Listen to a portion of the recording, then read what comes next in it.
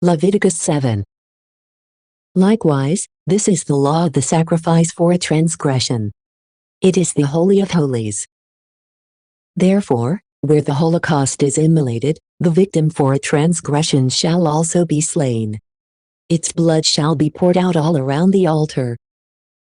They shall offer from it the rump, and the fat that covers the vital organs, the 2 little kidneys, and the fat that is near the sides, and the mesh of the liver with the little kidneys. And the priest shall burn them upon the altar. It is the incense of the Lord on behalf of a transgression. Every male of priestly descent shall feed on this flesh in a holy place, because it is the Holy of Holies. Just as the sacrifice for sin is offered, so also for a transgression, one law shall be for both sacrifices. It shall belong to the priest who offers it. The priest who offers the victim of holocaust shall have its skin. And every sacrifice of fine wheat flour which is baked in the oven, and whatever is prepared on the oven grating or in the frying pan, shall be for the priest who offers it. Whether these will be sprinkled with oil, or left dry, an equal measure shall be divided to each one of the sons of Aaron. This is the law of the victim of peace offerings, which is offered to the Lord. If the oblation will be an act for giving thanks, they shall offer bread without leaven sprinkled with oil, and unleavened wafers anointed with oil, and fine wheat flour fried, and cakes sprinkled and mixed with oil. And also, leavened bread with the sacrifice of thanksgiving, which is immolated for peace offerings. Of these, one shall be offered to the Lord as the first fruits, and one shall be for the priest who will pour out the blood of the victim. The flesh of it shall be eaten on the same day, neither shall any of it remain until morning. If anyone, by a vow or of his own accord, will have offered a sacrifice, it shall be eaten in a similar manner on the same day. But then if any of it will have remained until tomorrow, it is lawful to eat it. Then whatever will be found on the 3rd day shall be consumed with fire. If anyone will have eaten from the flesh of the victim of peace offerings on the 3rd day, the oblation will be nullified, neither will it benefit the one who offered it. But instead, whatever soul will contaminate itself with such foods will be guilty of a betrayal. The flesh that has touched anything unclean shall not be eaten, but it shall be burnt with fire. He that is clean will feed on it. If a soul which is polluted will have eaten from the flesh of the sacrifice of peace offerings, which is offered to the Lord, he shall perish from his people. And whoever will have touched the uncleanness of man, or of beast, or of anything which is able to defile, and who will have eaten from this kind of flesh, shall be cut off from his people. And the Lord spoke to Moses, saying, Say to the sons of Israel, the fat of a sheep, and of an ox, and of a goat you shall not eat. The fat of a carcass that has died on its own, or of an animal that has been seized by a wild beast, you shall have for various uses. If anyone will have eaten the fat which ought to be offered as a burnt sacrifice of the Lord, he shall perish from his people. Likewise, you shall not take as food the blood of any animals at all, whether of birds or beasts. Every soul that will have eaten blood shall perish from his people. And the Lord spoke to Moses, saying, Speak to the sons of Israel, saying, Whoever offers a victim of peace offerings to the Lord, let him also offer at the same time a sacrifice, that is, its libations. He shall hold in his hands the fat of the victim, and the breast. And when he will have offered and consecrated both to the Lord, he shall deliver them to the priest, who shall burn the fat upon the altar. But the breast shall be for Aaron and his sons. Likewise also, the right shoulder of the victim of peace offerings shall fall to the priest as first fruits. Among the sons of Aaron, whoever will have offered the blood and the fat, the same one shall also have the right shoulder for his portion. So then, the breast that is lifted up, and the shoulder that is separated, I have taken from the sons of Israel, from their victims of peace offerings, and I have given these to Aaron the priest and to his sons, as a law in perpetuity, from all the people of Israel. This is the anointing of Aaron and his sons, by the ceremonies of the Lord, in the day when Moses offered them, so that they may fulfill the priesthood. And this is what the Lord instructed to be given to them by the sons of Israel, as a perpetual observance in their generations. This is the law of the Holocaust, and of the sacrifice for sin, and for transgression, and for consecration, and for the victims of peace offerings, which the Lord appointed to Moses on Mount Sinai, when he commanded the sons of Israel to offer their oblations to the Lord in the desert of Sinai. Leviticus 8. And the Lord spoke to Moses, saying, Take Aaron, with his sons, their vestments, and the oil of anointing, a calf for sin, 2 rams, and a basket with unleavened bread. And gather together all the assembly at the door of the tabernacle. And Moses did as the Lord had commanded. And when all the crowd was gathered together before the entrance of the tabernacle, he said, This is the word that the Lord has ordered to be done. And immediately, he brought forward Aaron and his sons. And when he had washed them, he vested the high priest with the linen undergarment, wrapped him with the white belt, and clothed him with the hyacinth tunic, and over it he imposed the ephod. And tying it to the belt, he fitted it to the breastplate, on which was doctrine and truth. Also, he wrapped the headdress on his head, and over it, opposite the forehead, he placed the plate of gold, consecrated with sanctification, just as the Lord had instructed him. He also took out the oil of anointing, with which he anointed the tabernacle, along with all of its articles. And when he had sprinkled the altar 7 times to sanctify it, he anointed it and all its vessels. And the wash tub with its base he sanctified with the oil. And pouring the oil over Aaron's head, he anointed and consecrated him. Likewise, after he had offered his sons, he vested them with linen tunics, and wrapped them with wide belts, and placed headdresses on them, just as the Lord had ordered. He also offered the calf for sin. And when Aaron and his sons had placed their hands upon its head, he immolated it. And drawing the blood, and dipping his finger in it, he touched the horns of the altar all around. And when it was expiated and sanctified, he poured out the remainder of the blood at its base. Yet truly, the fat which was on the vital organs, and the mesh of the liver, and the 2 little kidneys with their fat, he burned upon the altar. And the calf with the skin, and the flesh, and the dung, he burned beyond the camp, just as the Lord had instructed. He also offered a ram as a holocaust. And when Aaron and his sons had imposed their hands upon its head, he immolated it, and he poured out its blood around the altar. And cutting the ram into pieces, he burned its head, and the limbs, and the fat in the fire, having first washed the intestines and the feet. And then he burned the whole of the ram upon the altar, because it was a holocaust of most sweet odor to the Lord, just as he had instructed him. He also offered the second ram, as a consecration of priests. And Aaron and his sons placed their hands upon its head.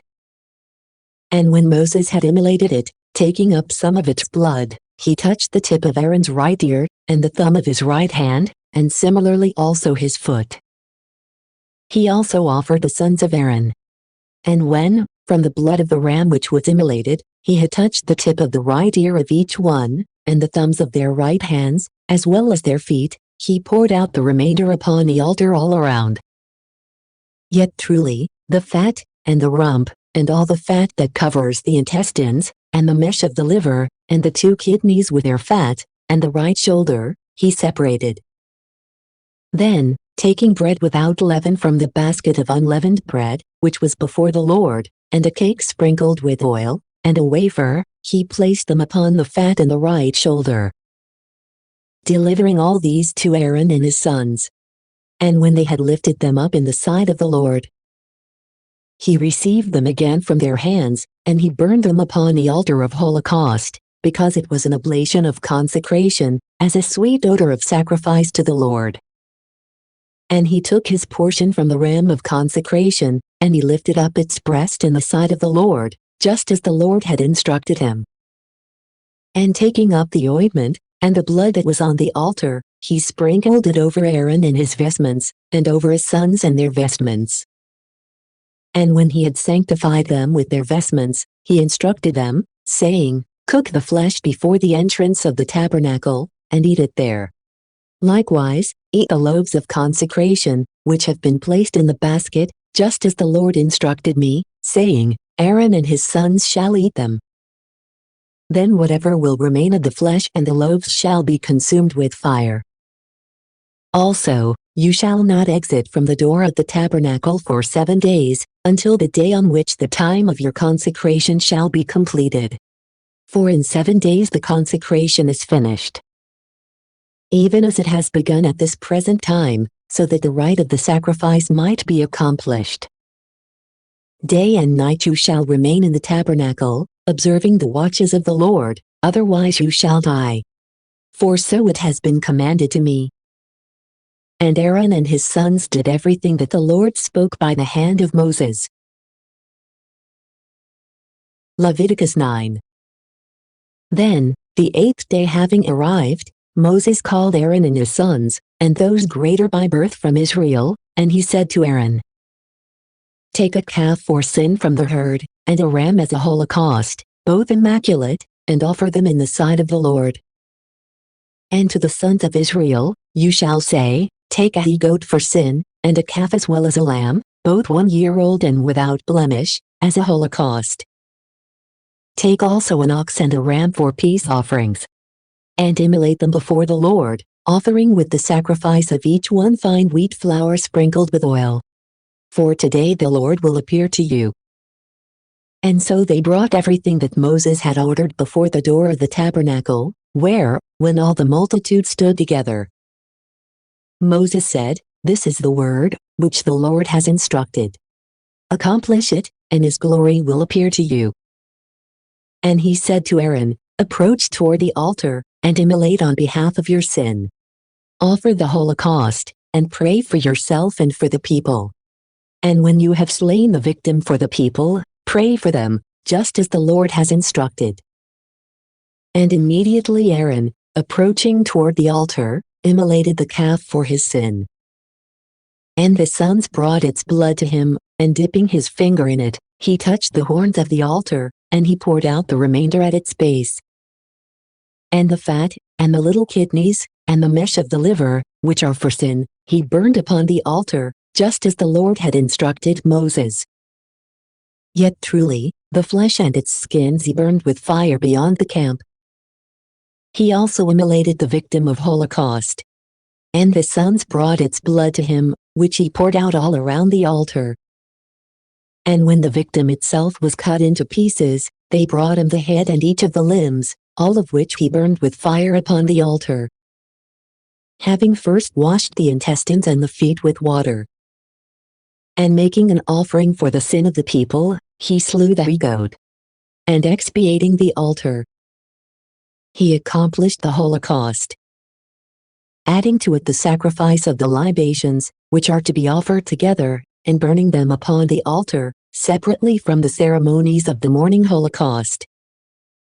He also immolated the ox, as well as the ram, as peace offerings for the people. And the sons brought him the blood, which he poured out upon the altar all around. Then the fat of the ox, and the rump of the ram, and the 2 little kidneys with their fat, and the mesh of the liver, they placed upon the breasts. And when the fat had been burned upon the altar, Aaron separated their breasts and the right shoulders, lifting them up in the sight of the Lord, as Moses had instructed.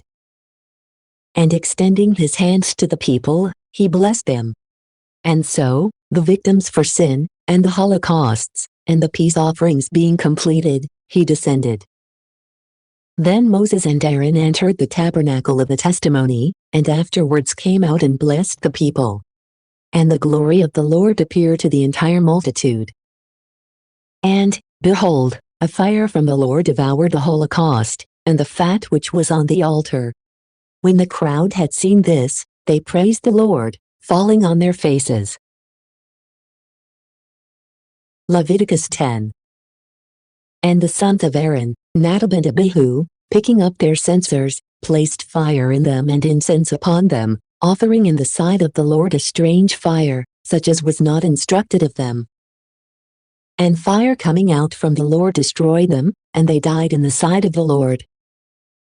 And Moses said to Aaron, "This is what the Lord has spoken, I will be sanctified in those who approach me, and I will be glorified in the sight of all the people." And upon hearing this, Aaron was silent. Then Moses called Mishael and Elzaphan, the sons of Uzziel, the paternal uncle of Aaron, and he said to them, "Go and take your brothers from the side of the sanctuary, and carry them beyond the camp." And moving quickly, they took them as they lay, vested with linen tunics, and cast them outside, just as had been commanded them. And Moses said to Aaron, and to his sons, Eleazar and Ithamar, "Do not uncover your heads, and do not rend your garments, lest perhaps you may die, and indignation may rise up over the entire assembly. Let your brothers, and all the house of Israel, bewail the burning that the Lord has kindled. But you shall not depart from the door of the tabernacle, otherwise, you shall perish.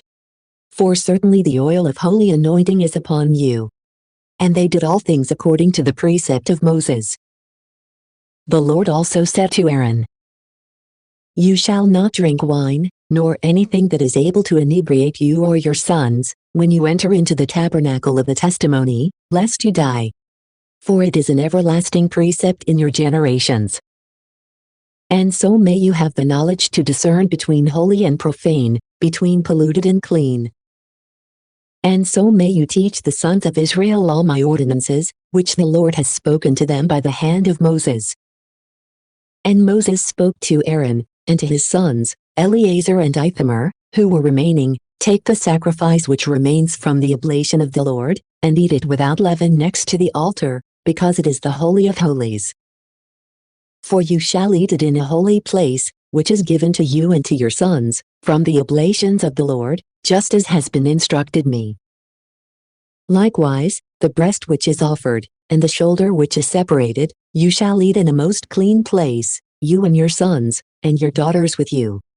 For these have been set aside for you and your children from the victims which benefit the sons of Israel. Since they have lifted up in the sight of the Lord, the shoulder, and the breast, and the fat that is burned on the altar, these also belong to you and to your sons as a perpetual law, just as the Lord has instructed."